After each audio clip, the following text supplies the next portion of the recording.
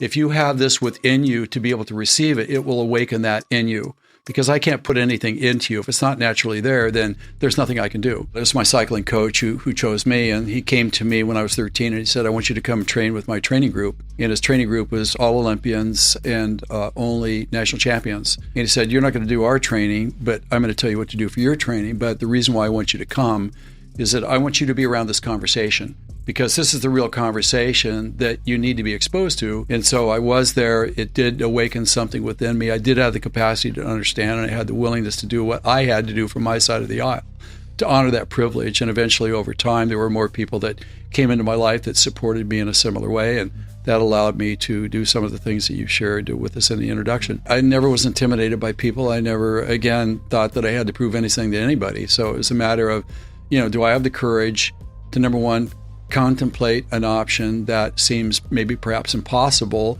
but I never felt like that. I felt like if something is put in your way and there's a natural attraction and you know how your truth speaks to you, then it's pretty easy to engage, because you kind of know what the outcome is before you start, but it doesn't exempt you from doing the time and the effort that it takes to be able to manifest that. The Olympics is an interesting thing because there's really three parts to it. There's everything that precedes it. So for me, it was a 10-year commitment that I was responsible for. And it's like if I didn't make it, I was still responsible for that 10 years. It's one thing to get there. My odds of getting there were 1 in 360 million. So, that wasn't really good odds, but I never thought about that. Never a consideration to me. It's like, well, it seems possible, and I'll show up for duty, and I'll do what I got to do to be of service to the calling that I did receive. But then there's the Olympics itself, the competition. It's gnarly, because I can tell you this, is that the most important thing that the Olympics taught me is that the elusive 1 or 2%, look, if we're honest about it, we all have something that holds us back. It just won't let us go all in. If you're going to be an Olympian, you have to learn to confront that. And you have to learn to call that up on command when you need it, and you have to come from that place. That's not an easy place to get to.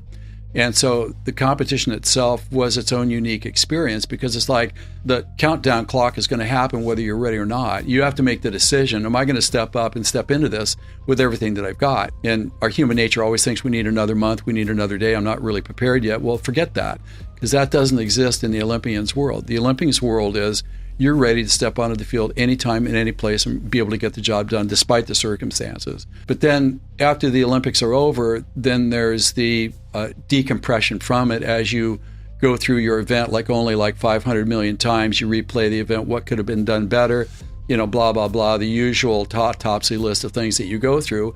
And there's a lot of reconciliation that has to happen. And the other side of this is that when you play at the Olympic level, you'll never look at life the same again. I can understand why astronauts go to the moon and they come back different. They see the Earth from the moon. It changes their perspective. It's exactly the same thing with the Olympics. You can see what's possible that transcends what most people think is even probable. And so the whole scaling is completely different. And I believe that there's a part of the Olympian that's always there. I mean, I still react right now as I was in the Olympics. I don't think that Olympic competitiveness ever leaves you. And I was not a combat veteran of trying to, again, prove to myself that I was better than others. To me, it was exploring what the limits of my possibility really was.